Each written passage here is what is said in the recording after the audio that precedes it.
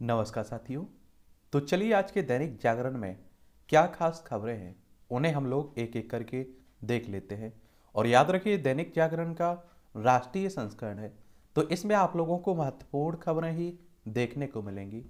अभी हाल ही में आप लोगों ने देखा उत्तर प्रदेश के इलाहाबाद प्रयागराज की बात कर रहा हूँ। अतीक अहमद और अशरफ की गोली मारकर हत्या कर दी गई है। तो एक बार सबसे पहले आप लोग उत्तर प्रदेश को देख लीजिए और देखिए, लखनऊ इसकी राजधानी है। अंतर्राष्ट्रीय सीमा नेपाल से लगती है। राज्यों में आप देखें तो बिहार हो गया, छत्तीसगढ़ हो गया, यहाँ झारखंड हो गया, मध्य प्रदेश हो गया, राजस्थान हो गया, हरियाणा, हिमाचल प्रदेश, उत्तराखंड। 8 राज्यों से लगती है और एक केंद्र शासित प्रदेश दिल्ली से लगती है। और सबसे ज़्यादा राज्यों से सीमा लगती है उत्तर प्रदेश राज्य की। यहाँ विधानसभा में आप देखें तो 403 सीटें हैं, विधान परिषद में 100 सीटें हैं, राज्यसभा में 31 सीटें हैं, लोकसभा में 80 सीटें हैं। 2,40,928 वर्ग किलोमीटर में आपका उत्तर प्रदेश फैला हुआ है। आनंदीबेन पटेल यहाँ की राज्यपाल हैं। योगी आदित्यनाथ यहाँ के क्या है, मुख्यमंत्री है, चीफ मिनिस्टर हैं। और देखिए, अतीक कई बार विधायक रहा है और फिर लोकसभा सदस्य भी रहा है। और इसका भाई अशरफ ये भी विधायक रहा है 2 बार। अब आप देखिए, बहुत सारे लोग ये कहेंगे कि इनके पक्ष में होंगे, ये हत्या की गई जिस तरह से। कई लोग ये भी कहेंगे कि हाँ वो भी गलत किया है उन्होंने। लेकिन आप देखें, कानूनी प्रक्रिया के तहत उन्हें जो सजा होती वो अच्छी है और ये गणतंत्र अच्छा नहीं है।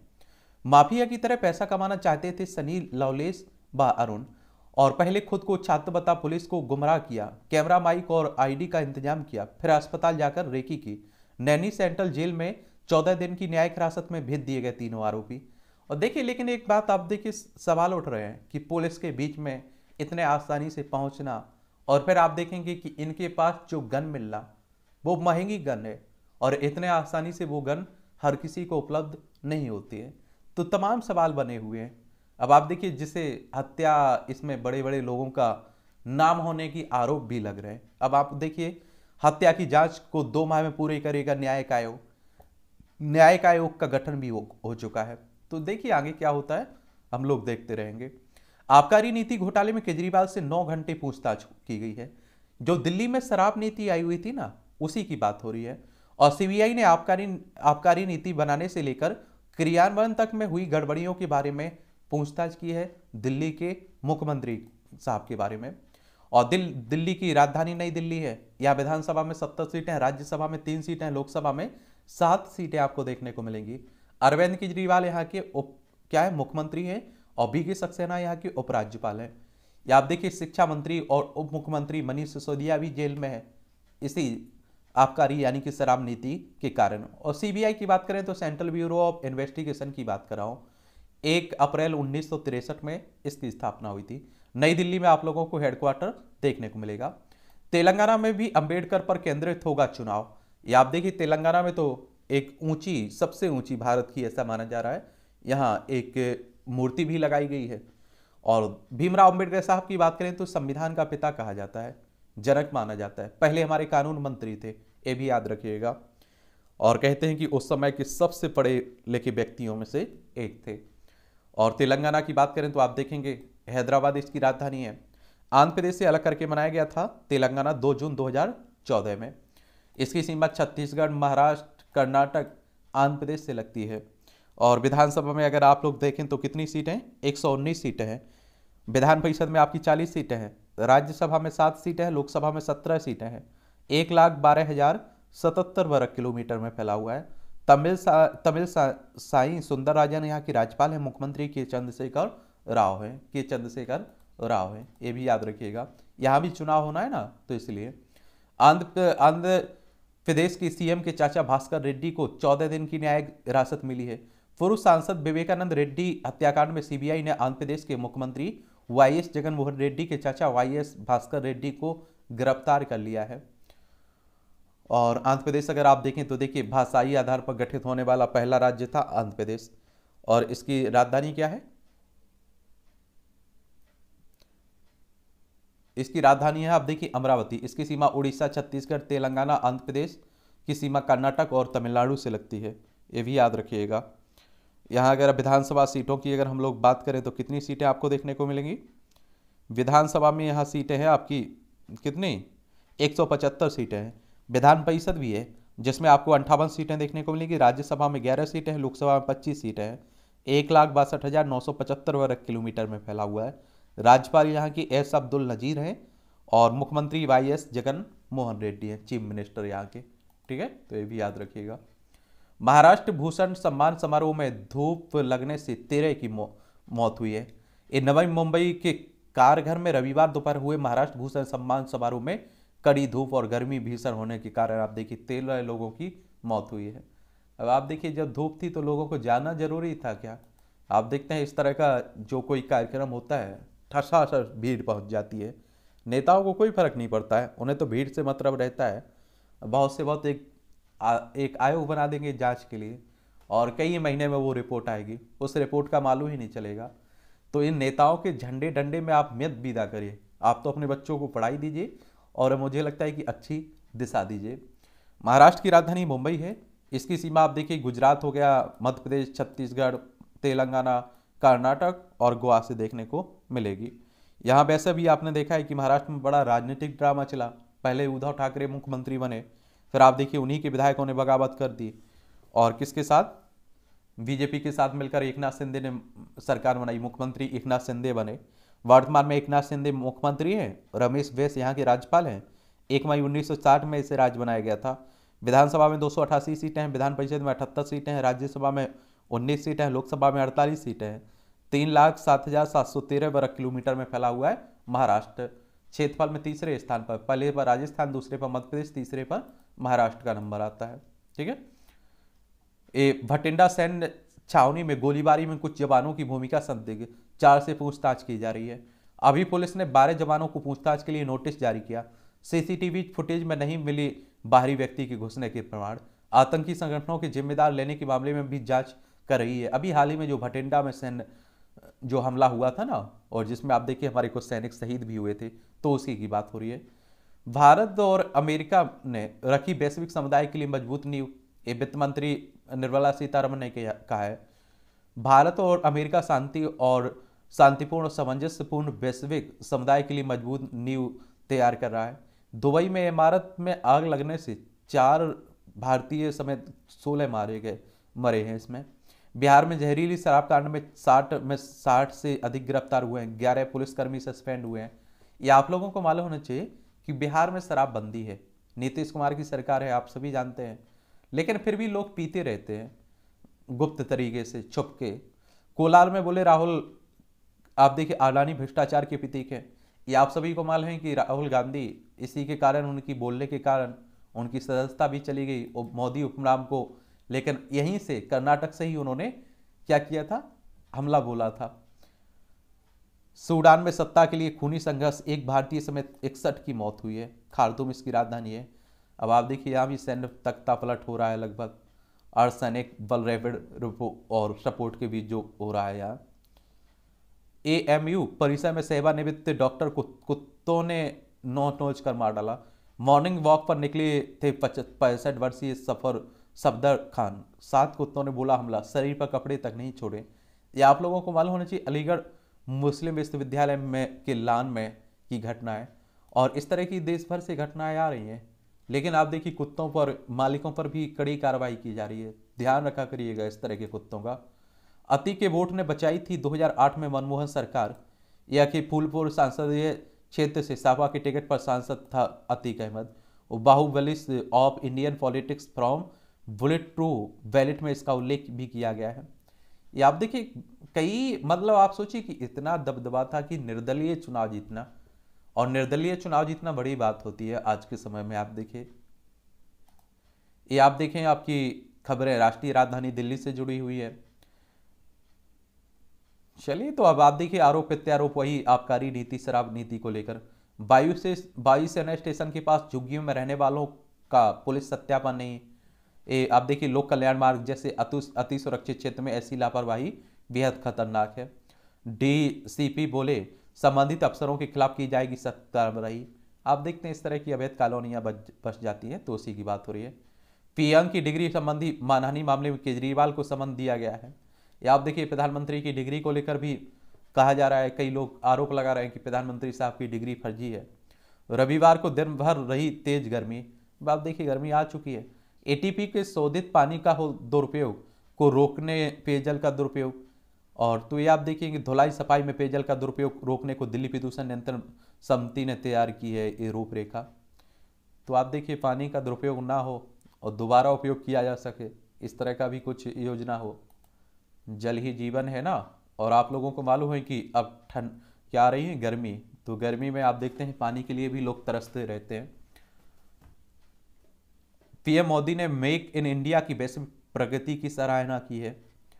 चलिए ये आप देखिए हमारी वित्त मंत्री साहिबा वॉशिंगटन में एक कार्यक्रम के दौरान वित्त मंत्री सीतारमन ने बेहद गर्मजोशी से मिलती अमेरिका की वाणिज्य मंत्री जीना राइमेड-मोंडो, ठीक है। उम्र कैदियों की समय पूर्व रिहाई की मांग पर दिल्ली सरकार को सुप्रीम कोर्ट का नोटिस। कोरोना काल में जमानत पर बाहर आए कैदियों के बारे में मांगा जवाब। इन उम्र कैदियों को अगले आदेश तक समर्पण करने से भी छूट दी गई है। एक कोरोना महामारी में आप देखिए छोड़ा गया था ना उन्हीं की। भगौड़े हीरा कारोबारी चौकसी मामले कांग्रेस ने सरकार पर बोला हमला। ये अब आप देखिए इन्हें भारत लाना बड़ा मुश्किल भी हो गया है। एंटीगुआ बारमूडा के हाईकोर्ट ने चौकसी के पक्ष में जो फैसला सुनाया तो उसी की बात हो रही है। और मेहुल चौकसी की बात करें तो आप देखिए 2018 में पीएनबी से 13,000 रुपये का घोटाला है इनके नाम, तो आप समझ सकते हैं। चुनाव आयुक्त गोयल की नियुक्ति को चुनौती। सुप्रीम कोर्ट पहुंचा NGO association for democratic reforms. केंद्र व चुनाव आयोग पर लगा चयन प्रक्रिया में भाग लेने का आरोप। ये आप लोगों को एक और बात बता दूं, चुनाव आयुक्त की अगर हम लोग बात करें, भारतीय निर्वाचन आयोग की बात हो रही है, इलेक्शन कमीशन ऑफ इंडिया की बात हो रही है। एक आप देखते हैं संवैधानिक संस्था है। संविधान के अनुच्छेद 324 के तहत इसकी स्थापना की बात की गई। 25 जनवरी 1950 में स्थापना हुई थी। नई दिल्ली में हेडक्वार्टर देखने को मिलेगा। सुकुमार सेन पहले हमारे मुख्य चुनाव आयुक्त थे। और आप देखेंगे कि जो विधानसभा, विधान परिषद, राज्यसभा, लोकसभा, राष्ट्रपति, उपराष्ट्रपति, ये सब चुनाव आपके भारतीय निर्वाचन आयोग इलेक्शन कमीशन ऑफ इंडिया करवाता है। बाकी जो आपके राज्यों में स्थानीय चुनाव होते हैं, सरपंच हो, प्रधान हो, नगर पंचायत, नगर पालिका, नगर निगम, इनके लिए हर राज्य में चुनाव आयोग होता है। ये भी आपको याद रखना चाहिए। उत्तर प्रदेश का उदाहरण लीजिए, उत्तर प्रदेश में उत्तर प्रदेश निर्वाचन आयोग आपको देखने को मिलता है। पर्यावरण सुधार के अभियान का नेतृत्व करे विकसित राष्ट्र। इस सुधार के लिए भारत उठा रहा है प्रभावी कदम, भूपेंद्र यादव कह रहे हैं हमारे। बंध्याकरण ऑपरेशन के दौरान महिला की मौत पर अस्पताल को देना होगा 13.60 लाख का मुआवजा। और राष्ट्रीय उपभोक्ता आयोग ने जिला फॉर्म व राज्य आयोग के आदेश को ठहराया सही। अस्पताल प्रशासन ने एनसीडीआरसी में पुनरीक्षण याचिका दायर कर देश की चुनौती दी है। आप देखेंगे अन्नपूर्णा की नगरी काशी में भारत रखेगा महसी प्रस्ताव।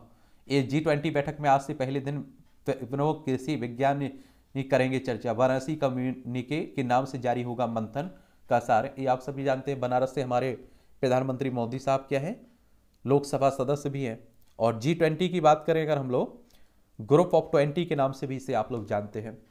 और इसकी स्थापना की अगर बात की जाए तो आप देखेंगे 27 कब की बात हो रही, अभी भारत इसकी अध्यक्षता कर रहा है ना, तो ये आप लोग याद रखिएगा।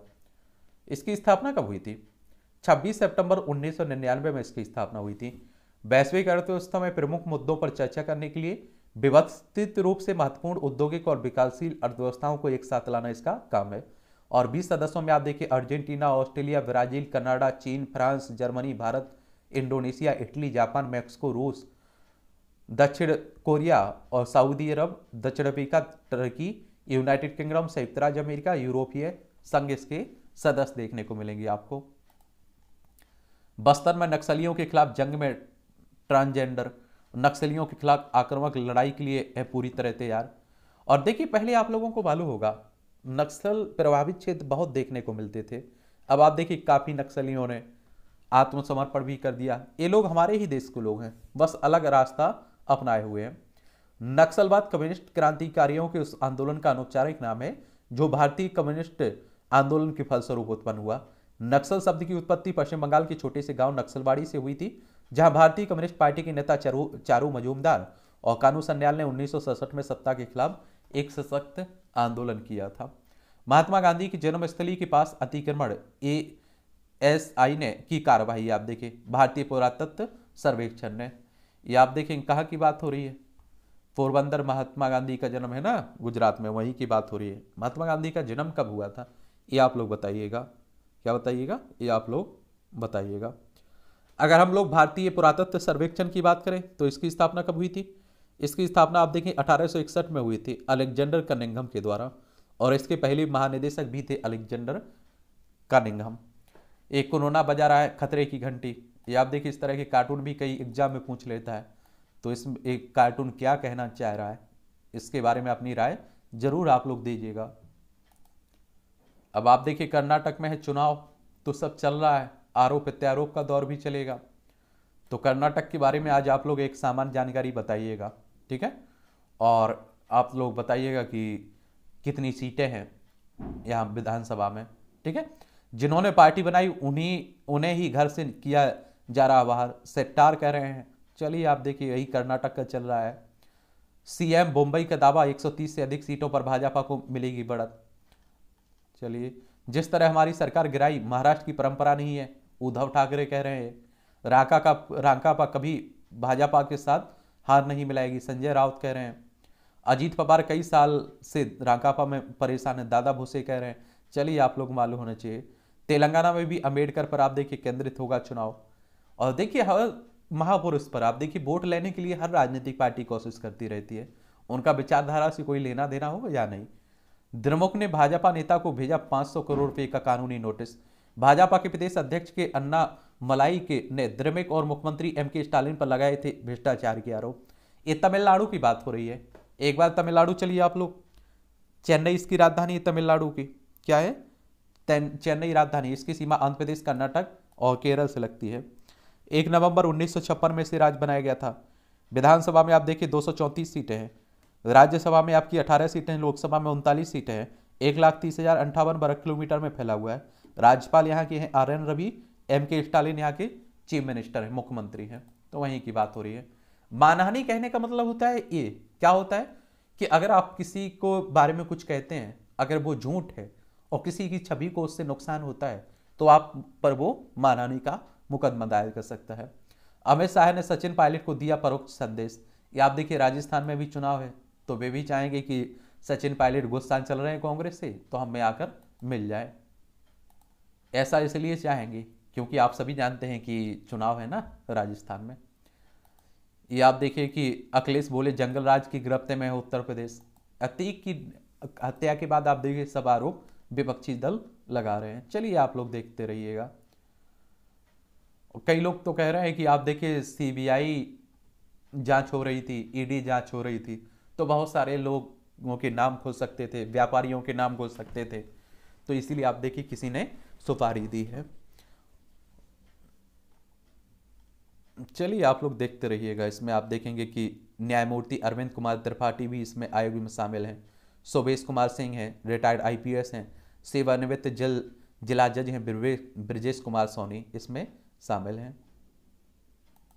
धर्म के मार्ग पर चलकर ही भारत विश्व गुरु बनेगा, ये मोहन भागवत कह रहे हैं। RSS प्रमुख हैं। राष्ट्रीय स्वयंसेवक संघ की बात हो रही है। 27 सितंबर 1925 में इसकी स्थापना हुई थी। नागपुर में हेडक्वार्टर देखने को मिलेगा।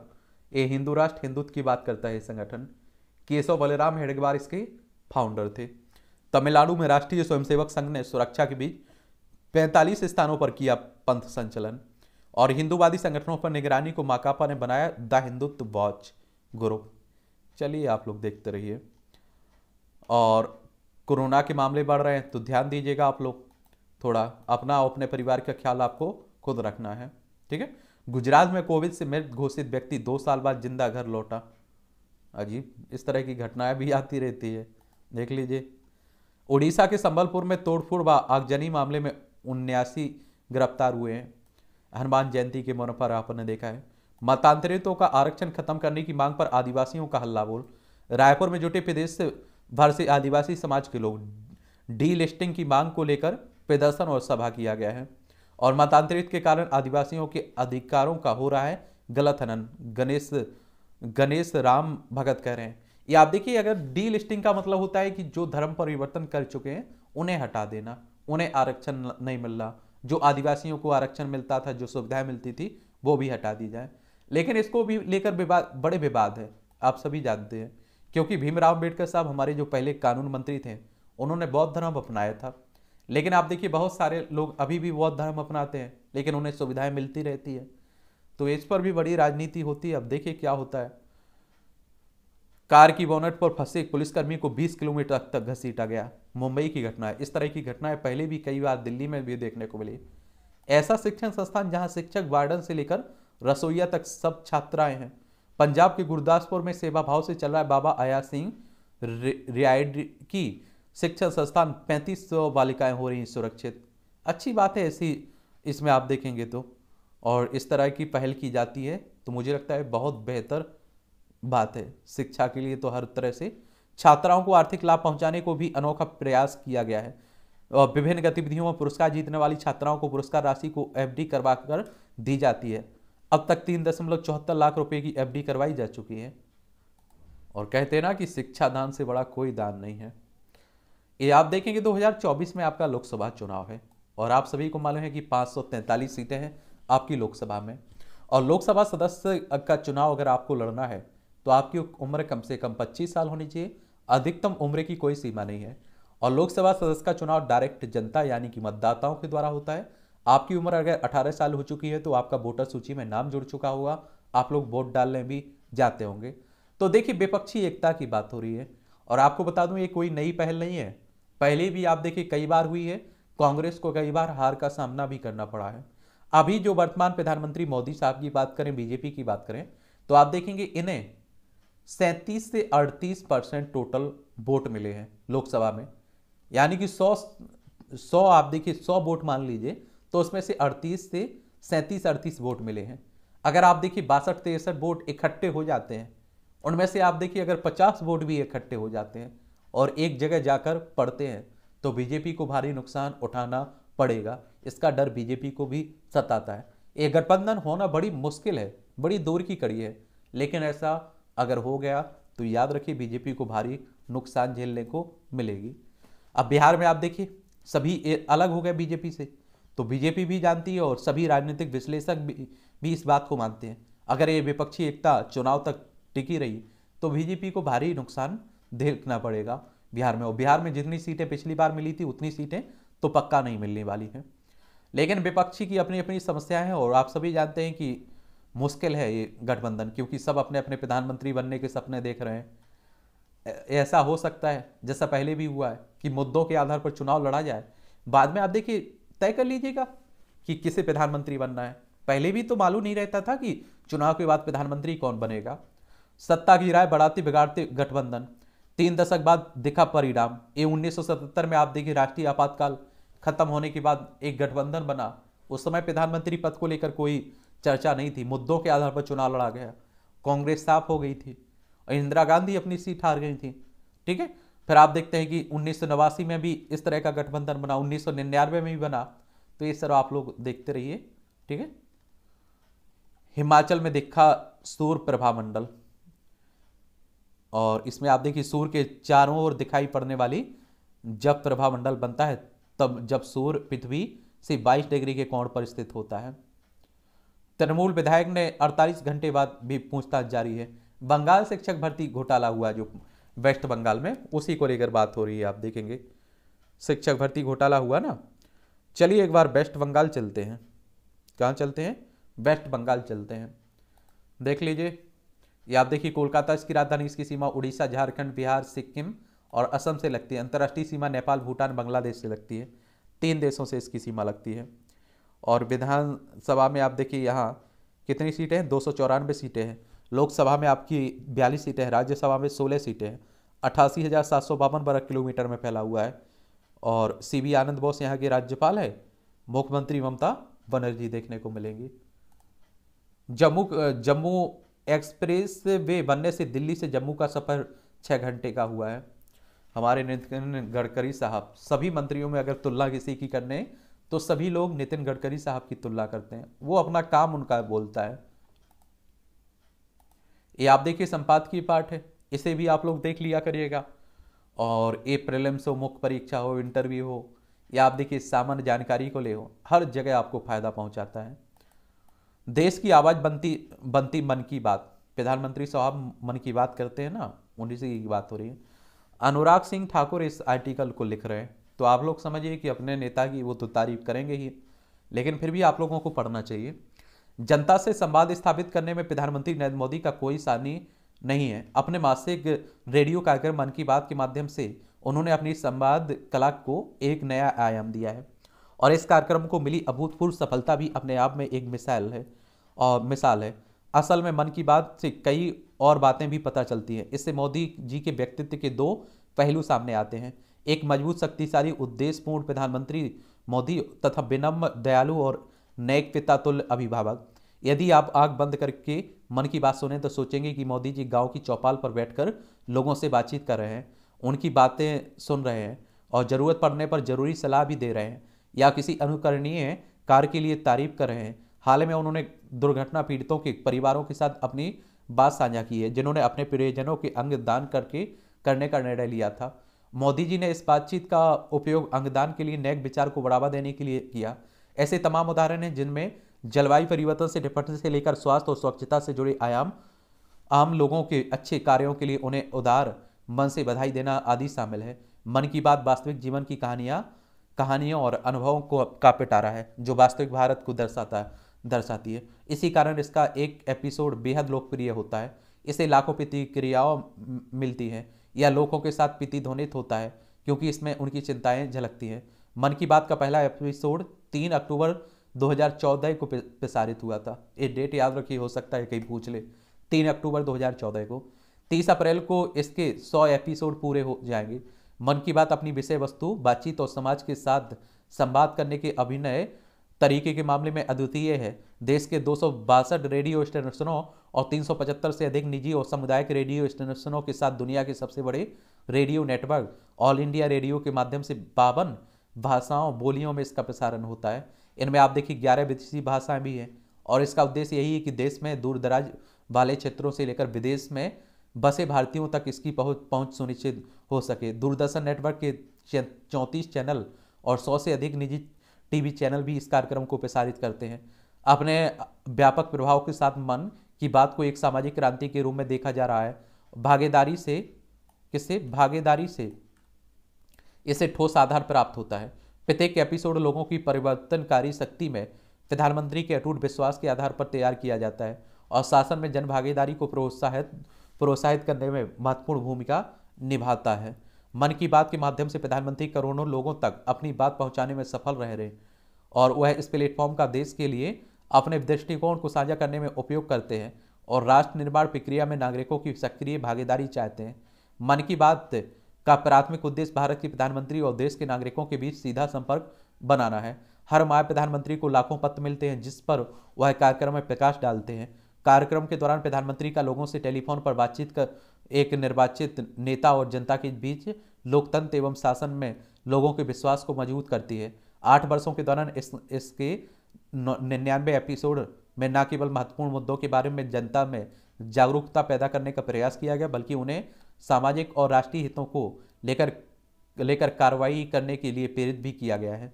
बदलाव के वाहकों की प्रेरक कहानियां इनकी प्रमुख विशेषताओं में से एक है। धरातल पर निस्वार्थ भाव से काम कर रहे ऐसे लोग प्रेरणा का स्रोत बनकर अन्य लोगों को भी प्रेरित करते हैं। यह कार्यक्रम सामाजिक आंदोलनों को उत्प्रेरित करने वाले जन आंदोलनों का एक प्रभावी उपकरण के रूप में भी उभरा है। प्रधानमंत्री द्वारा दिए गए सामाजिक संदेश कुछ ही घंटों में इंटरनेट मीडिया पर ट्रेंड होने लगते हैं, और कुछ ही दिनों में जन आंदोलन का रूप लेते हैं। स्वच्छ भारत अभियान, बेटी बचाओ बेटी पढ़ाओ, कोविड टीकाकरण और हर घर तिरंगा इसके कुछ शानदार उदाहरण हैं। मन की बात के 88वें एपिसोड में प्रधानमंत्री ने जल संरक्षण के महत्व पर प्रकाश डाला और नागरिकों से अपने इलाके में अमृत सरोवर बनाने का आग्रह किया। कुछ महीनों के भीतर ही यह संदेश एक जन आंदोलन में परिवर्तित हो गया और देश भर में कई अमृत सरोवर तैयार हो गए। एक सशक्त भारत के निर्माण की परिकल्पना को आगे बढ़ाते हुए मन की बात कार्यक्रम देश की उन राष्ट्रीय एवं वैश्विक सफलताओं को उजागर करने पर केंद्रित है जो नागरिकों में गर्व, अपमानापन और राष्ट्रवाद की भावना बढ़ाकर उनमें देश के विकास में भाग लेने का आग्रह करता है। कार्यक्रम की 89वीं कड़ी में प्रधानमंत्री ने यूनिकॉर्न की संख्या 100 के आंकड़े तक पहुंचने पर प्रकाश डाला। 91वीं कड़ी में हर घर तिरंगा अभियान की सामूहिक भागीदारी और देशव्यापी सफलता का उत्सव मनाया। ऐसे कई और उदाहरण हैं जो दर्शाते हैं कि मन की बात सिर्फ एक रेडियो कार्यक्रम नहीं बल्कि यह भारत की समग्र विकास का प्रतिबिंब और सार्वजनिक भागीदारी की अभिव्यक्ति भी है। मन की बात से प्रधानमंत्री ने कल्याणकारी योजनाओं और नीतियों को लोगों तक पहुंचाने और उनके बारे में जागरूकता पैदा करने हेतु सफलतापूर्वक एक तंत्र स्थापित किया है। और इसके माध्यम से प्रधानमंत्री यह भी बताते हैं कि कैसे ये योजनाएं जमीनी स्तर पर लोगों को लाभान्वित करती हैं और अधिक से अधिक लोगों को इस योजनाओं का लाभार्थी बनने के लिए प्रेरित करती हैं। संकट के समय भी इस कार्यक्रम ने लोगों तक आवश्यक सूचनाएं पहुंचाने में बहुत महत्वपूर्ण भूमिका निभाई है। कोविड महामारी के दौरान भारत के टीकाकरण अभियान की सफलता गाथा का श्रेय भी काफ़ी हद तक मन की बात को जाता है। यही हमारे जीवन में मन की बात कार्यक्रम की प्रासंगिकता और इसके महत्वपूर्ण पर्याय हैं। एक केंद्रीय सूचना और प्रसारण मंत्री ना अनुराग ठाकुर, उन्हीं के द्वारा लिखा गया है। और देखिए स्मार्ट गिरी आपकी यही होती है, जो स्मार्ट तरीका होता है ना, यही आपको अपनाना होता है। अब आप देखिए कोई बीजेपी का नेता लिखता है तो अपने प्रधानमंत्री की अच्छाइयाँ उन्होंने लिखी हैं। अगर आपसे कहीं कोई पूछता है कि प्रधानमंत्री के अच्छे काम बताइए तो ये आप लोग बता सकते हैं। और कहीं कोई बोलता है कि उनके गलत काम मतलब ऐसे फैसले बताइए जो गलत तरीके से देखे जाते हैं, तो आप देखिए जो विपक्ष के नेता आर्टिकल लिखते हैं उनके ऊपर, तो उनमें से आप लोग गलत निकाल लिया करिएगा, ठीक है। तो ये आप लोग स्मार्टगिरी दिखा सकते हैं। गुम होती राजनीतिक विचारधारा, ऐसे नेताओं की सूची बहुत लंबी बन चुकी है जिन्होंने सत्ता की खातिर एक नहीं अनेक बार दल बदले हैं। और आप लोगों ने दल बदलू नाम सुना होगा, जो एक दिन में कहते हैं कि कई पार्टियां बदली हुई थी, और उसी को ध्यान में रखते हुए आपका दल बदल कानून भी आया था। क्या आया था? दल बदल कानून भी आया था। लेकिन दल बदल कानून भी आ चुका है, लेकिन फिर भी आप देख रहे हैं कि क्या हो रहा है, वो बदलता रहता है। उनके लिए वो बीच का रास्ता अपना लेते हैं। अब देखिए सिंधिया को देख लीजिए, इस तरह के कई नाम आप देखेंगे। पहले कांग्रेस में आप देखिए उन्हें मिलता रहा, कांग्रेस में रहे, अब बीजेपी में है। आप सभी जानते हैं चुनाव हार गए थे।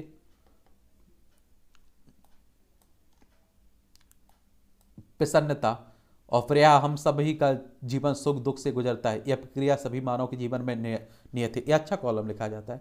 और देखिए बदले की दल बदल की राजनीति यहां भी आप लोगों को समझ में देखने को मिलेगा। अभी बीजेपी के नेताओं को उठाकर देखिए आप लोग, अधिकतर ये नेता वो हैं जो पहले कांग्रेस या अन्य पार्टी में रहते थे, अभी बीजेपी सत्ता में है, मोदी जी का करिश्मा है तो उनके साथ जुड़ जा रहे हैं। आगे अगर दूसरी पार्टियों का करिश्मा होगा तो उनके साथ ही जुड़ जाएंगे। हिरासत में हत्या देखिए जो इलाहाबाद में हुई है टीवी कैमरों के सामने, तो उसी की आप देखिए उसी पर लिखा जा रहा है। पर्यावरण का ध्यान रखना जरूरी है। फसल के अवशेष को खेत में जलाने से पर्यावरण को भारी नुकसान होता है, इसके साथ ही जमीन को उपजाऊ शक्ति भी कम होती है। ये हमारे किसानों को भी जानना चाहिए। लेकिन आप देखिए वो बेचारे क्या करें, उनकी आर्थिक स्थिति बहुत बुरी बनी रहती है। तो इसमें एक काम आप लोगों को करना चाहिए कि अगर इसे देसी खाद में बदला जा सके या इस अवशेष का कई किसी दूसरे क्षेत्र में भी उपयोग किया जा सकता है। अगर ऐसा किया जाता है तो खेत को भी नुकसान नहीं होगा और किसानों को भी नुकसान नहीं होगा और पर्यावरण को भी नुकसान नहीं होगा। ऐसे होने चाहिए। आप देखेंगे अभिभावक के लिए होमवर्क, बच्चे आज जिस जीवन शैली को अपनाए हुए हैं उसकी वजह से वह उन जरूरी बातों से दूर हो गए हैं जो उनकी जरूरत है। चेन्नई के Annai Violet matriculation year and higher secondary school ने बच्चों के लिए नहीं बल्कि माता पिता के लिए होमवर्क दिया है और जिसे हर एक अभिभावक को पढ़ना चाहिए। इसमें कहा गया है कि पिछले 10 महीने आपके बच्चों की देखभाल करने में हमें अच्छा लगा। आपने गौर किया होगा कि उन्हें स्कूल आना बहुत अच्छा लगता है। अगले 2 महीने उनके प्राकृतिक संरक्षण यानी कि आप उनके साथ छुट्टियां बिताएंगे। हम आपको कुछ टिप्स दे रहे हैं जिसमें ये समय उसके लिए उपयोगी और खुशनुमा साबित हो। अपने बच्चों संग 2 बार खाना जरूर खाएं। उन्हें किसान और उनके परिश्रम के बारे में बताएं। अपना खाना बेकार ना करने की शिक्षा दें। अपनी गंदी प्लेटें खुद धोने दें। उन्हें अपने साथ खाना बनाने में मदद करने दें। अपने लिए सलाद बनाने दें। अपने पड़ोसियों उनकी घनिष्ठता बनाएं। दादा दादी नाना नानी के घर जाएं। उन्हें बच्चों को उन्हें घुलने मिलने दें। उन्हें अपने काम करने की जगह लेकर जाएं और जिससे वो समझ सकें कि आप परिवार के लिए कितनी मेहनत करते हैं। स्थानीय त्यौहार स्थानीय बाजार में उन्हें लेकर जाएं। बच्चों को किचन गार्डन बनाने दें। बीज बोने दें। प्रेरित करें। पेड़ पौधों के बारे में बच्चों की जानकारी दें। आप अपने बचपन और अपने परिवार के इतिहास के बारे में बच्चों को जानकारी दें। इस तरह की तमाम बातें की गई हैं और इनसे आप देखिए दूर जाते जा रहे हैं बच्चे, तो ये भी हमें ध्यान देना चाहिए। आप देखिए स्कूल तो जो पढ़ा रहा है, आप अपने घर में भी बच्चों को बहुत कुछ सिखा सकते हैं, सिखाना भी चाहिए। प्रश्नों के घेरे में AI आधारित चैट GPT। आर्टिफिशियल इंटेलिजेंस आधारित चैट जीपीटी को लेकर पहले जितना उत्साह दिखाई दे रहा था वैसा अब नहीं रहा है। हालांकि कई क्षेत्रों में इसका उपयोग खूब हो रहा है, फिर भी कई देशों ने इसे होने वाले खतरे को देखते हुए इसे अपने यहाँ प्रतिबंधित भी कर दिया है और इसके दम पर आगे बढ़ने वालों के लिए यह गंभीर मुद्दा बन गया है। और माना जा रहा है कि इससे जहाँ कई प्रकार की नौकरियां संकट मंडराएगा, वहीं इससे कुछ अन्य प्रकार के रोजगारों का सृजन भी होगा। एक बात आप लोगों को बताता हूं मैं, देखिए आप लोग याद रखिएगा, चैट जीपीटी कहने का मतलब सीधा सा ये है कि एक टीचर का काम करेगा आपका। कैसे करेगा? अभी आप लोग गूगल से कहते होंगे कि किसी टॉपिक के बारे में आपको जानकारी दीजिए, तो आप वो देखिए जानकारी बहुत सारी आपके सामने उपलब्ध करा देता होगा।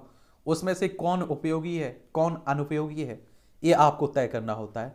लेकिन यहाँ अगर आप कह दें कि 200 शब्दों में कोई आंसर लिखना है इस टॉपिक पर, अगर टॉपिक आप दे दें तो वो आप देखेंगे उसका आंसर भी लिख देगा, बड़ा सटीक आंसर लिखेगा, ऐसा कहा जा रहा है इसके बारे में। ठीक है, तो जो काम आप बोलेंगे वो बड़े सटीक तरीके से उसका आंसर इससे मिलेगा।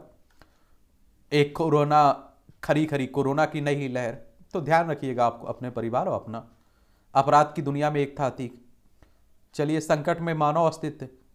धरती का तापमान बढ़ने से विश्व के कई हिस्सों में ग्लेशियर तेजी से पिघल रहे हैं और कई शोध रिपोर्ट बताया गया है कि भविष्य में यह मानव जाति के लिए घोर संकट का कारण भी बनेंगे। चलिए आप लोग देखते रहिए। और जलवायु का परिवर्तन का प्रभाव भी पूरी दुनिया पर दिख रहा है। खाद के आयात में आने लगी गिरावट, नैनो यूरिया उत्पादन बढ़ने और गैस का मूल्य घटने से खाद आयात बिल में कमी का आसार है। पिछले वर्ष 2022-23 में खाद्य सब्सिडी के मद में खर्च हुए थे 2.25 लाख करोड़ रुपए और वित्त वर्ष 2023-24 में खाद्य सब्सिडी के मद में 1.75 लाख करोड़ रुपए का किया गया आवंटन। ये आप सभी जानते हैं कि अगर आप किसान होंगे तो आपको मालूम होगा। 2022-23 में बिजली की खपत 9.5% बढ़ी। भारत का सबसे बड़ा कारोबारी भागीदार बनकर उभरा अमेरिका। 2022-23 में दोनों देशों के बीच 128.55 अरब डॉलर का कारोबार रहा है। भारत चीन के बीच पिछले वर्ष में आप देखें 113.83 अरब डॉलर का कारोबार रहा है। तो ये भी आप लोग देख लीजिएगा। लेकिन यहाँ हमारा व्यापार घाटा ही दिखाई देता है, क्योंकि आप देखिए हम लोग खरीदते ज़्यादा हैं, बेचते कम हैं। AI एयरपोर्ट के पास बनाए जाएंगे ओवर जोन, आप देखेंगे। ठीक है, एयरपोर्ट अथॉरिटी ऑफ इंडिया की ओर से। वोडाफोन ने चीनी कंपनी को दिया 200 करोड़ का ऑर्डर। 22 मुद्राओं की दैनिक विनिमय दर होगी प्रकाशित, केंद्रीय अप्रत्यक्ष कर एवं सीमा शुल्क बोर्ड कह रहा है। शोध और तकनीक में निवेश जारी रखेगी TCS। चालू वित्त वर्ष में 6.5% की दर से बढ़ेगी अर्थव्यवस्था, सान्याल कह रहे हैं। PM की आर्थिक सलाहकार परिषद के सदस्य ने कहा है। PMSBY के लिए बैंकों ने रखा बिक्री लक्ष्य। ये आप देखिए किसकी बात हो रही है, ये आपकी सूक्ष्म बीमा योजनाओं, प्रधानमंत्री जीवन ज्योति बीमा योजना और प्रधानमंत्री सुरक्षा बीमा योजना की बात हो रही है। ठीक है, थोक महंगाई के आंकड़ों पर रहेगी बाजार की नजर। कच्चे तेल की कीमतों में उतार चढ़ाव और डॉलर के मुकाबले रुपए की रुख में भी रहेगी निवेशकों की नजर। कई कंपनियों के तिमाही नतीजे भी आएंगे। लेकिन आप लोगों ने एक देखा होगा कि बाजार मार्केट में तेल की कीमत कुछ भी रहे, उसका फायदा आप लोगों को नहीं मिलता है, क्योंकि जो सरकार रहती है ये आप देखें हाई टैक्स लगाती है। तो ये भी देखने को मिलती है। छत्तीसगढ़ में हेट स्पीच पर सरकार सख्त, चुनाव से पूर्व भाजपा नेताओं पर शिकंजा कस रहा है। छत्तीसगढ़ मध्य प्रदेश से अलग करके बनाया गया था 1 नवंबर सन 2000 में। यहाँ के मुख्यमंत्री कौन है? भूपेश बघेल हैं। विदेश में रहने वाले नागरिकों को भी मिलेगी मतदान की सुविधा, ये प्रचंड कह रहे हैं नेपाल के प्रधानमंत्री साहब। सूडान में सत्ता के लिए खूनी संघर्ष, एक भारतीय समेत आप देखिए 61 की मौत हुई है। और दुबई में आप देखिए जो मौत, इमारत में आग लगने से 16 की मौत हुई है। पाकिस्तान में ईश निंदा के आरोप में 2 महिलाओं सहित 3 पर मुकदमा। ये आप देखिए ईश निंदा यानी कि ईश्वर की निंदा की बात हो रही है। पाकिस्तान में पेट्रोल की कीमत बढ़कर 282 रुपये हो गई है। भारतवंशी फेडएक्स CEO राज सुब्रमण्यम को प्रवासी भारतीय सम्मान दिया गया। मछुआरों की सतर्कता से ने बचाई जापानी पीएम की जान। किशिदा स्थानीय चुनाव में अपनी पार्टी के एक उम्मीदवार का समर्थन करके शनिवार को वकायामा के साइक जाकी बंदरगाह पहुंचे थे ना, वहीं आप देखिए जिस तरह से इन पर हमला किया गया, तो उसी की कुछ समय पहले आप देखिए यहाँ के पूर्व प्रधानमंत्री की भी हत्या कर दी गई थी। अमेरिका में बर्थडे पार्टी में फायरिंग, 4 की मौत, 16 घायल। अमेरिका में गोलीबारी होने लगी। चीन ने बारिश की निगरानी के लिए मौसम उपग्रह लॉन्च किया है। अमेरिका मैरीलैंड में राज्य शिक्षा पैनल में शीर्ष पद पर भारत वंशी नामित। अमेरिका के मैरीलैंड की गवर्नर वेस मूर ने भारतीय अमेरिकी संजय राय को मैरीलैंड के उच्च शिक्षा आयोग के कार्यवाहक सचिव के तौर पर याद देखिए नामित किया है। हैरतअंगेज कारनामा, बुडापेस्ट शहर में हंगेरियन कलाकार लेजलो सेमिट जूनियर ने जमीन से 40 मीटर की ऊंचाई पर 22 मिलीमीटर व्यास की रस्सी पर आप देखिए 300 मीटर चलकर उपलब्धि हासिल की है। ये सलाल में 3 वर्ग किलोमीटर में फैला है लिथियम का भंडार। चलिए जम्मू कश्मीर की बात हो रही है। खुफिया विभाग सत्यापित करेगा दाउल उलेम में छात्रों के दस्तावेज। कतर में रहती सेवानिवृत्त डॉक्टर की पत्नी व बेटी। कासगंज के मूल निवासी जो आप देखिए ये हमला किया है ना, इन्हीं की बात हो रही है डॉक्टर पर। समाप्त हुआ अर्जुन का वनवास। ये आप लोगों को मालूम होना चाहिए, अभी आईपीएल खेला जा रहा है। 2008 से ये शुरू हुआ था। तो चलिए इसका एक ओवरव्यू हम लोग लास्ट में ले लेंगे। अभी आप लोग देखते रहिए, और आपकी अगर दिलचस्पी होगी तो आप लोग तो एक एक बॉल भी देख रहे होंगे। WFI अध्यक्ष का पद का चुनाव नहीं लड़ूंगा, ये ब्रजभूषण कह रहे हैं। यौन उत्पीड़न के आरोप में सरकारी पैनल की रिपोर्ट का इंतजार कर रहे हैं ब्रजभूषण शरण सिंह ने ये रविवार को कहा है। राजस्थान की मध्यम की ताकत बने सिमरन हेटमाटर। BCCI ने घरेलू टूर्नामेंट के लिए इनामी राशि बढ़ाई। BCCI की बात हो रही है, जो क्रिकेट से जुड़ा हुआ संस्थान है ना, किसका? BCCI यानी कि board of control for cricket in India. इसकी अगर हम लोग स्थापना की बात करें तो आप देखेंगे इसकी स्थापना कब हुई थी? 1928 में हुई थी। और आप देखेंगे कि इसके अध्यक्ष कौन है? रोजर बिन्नी है। ठीक है। एम्बापे ने फ्रेंच लीग में दागे सर्वाधिक गोल। और इस साल 90 मीटर के लक्ष्य को प्राप्त करके रहूंगा, नीरज चोपड़ा कर रहे हैं। भारत के स्टार भाला फेंक एथलीट है ना, इन्हीं की बात हो रही है। चलिए ये भी आप लोग पढ़ते रहा करिएगा, जायज नाजायज। चलिए आप लोग देखते रहा करिएगा। धौनियों में बसे 100 स्रोतियां। उत्तराखंड में चीन सीमा तक जाने वाला बेली ब्रिज टूटा, आवाजाही रुकी हुई है, बाधित हुई है। श्री रामराजा सरकार मंदिर को आयकर विभाग का फिर नोटिस। ये आप देखिए 2015-16 के दौरान जमा किए गए 1 करोड़ 22 लाख रुपए का हिसाब मांगा। मध्य प्रदेश के ओरछा में आप लोग देखते हैं ना, वही की बात हो रही है। तैराकी में शुभम ने रचा इतिहास। नवी मुंबई के तैराक शुभम धनंजय बनवाली ने दक्षिण अफ्रीका के कैपटाउन फॉल्स में 33 किलोमीटर का समुद्री अभियान पूरा किया है। ऐसा करने वाले वह पहले एशियाई तैराक जिन्हें बने हैं जिन्होंने इतिहास रचा है। कोनो पार्क से निकलकर फिर शिवपुरी के खेत में पहुंचा चीता ओवान। ये आप देखते हैं कहाँ मध्य प्रदेश में लाए गए ना, उन्हीं की बात हो रही है।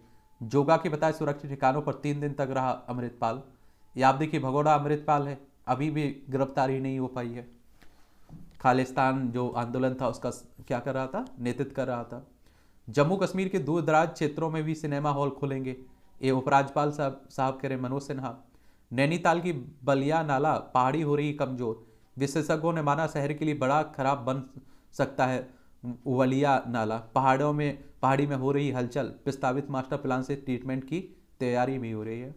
हम लोग आप देखिए प्रकृति को नुकसान पहुंचा रहे हैं, तो वो स्वाभाविक सी बात है कि हमें ही मिलेगा उसका।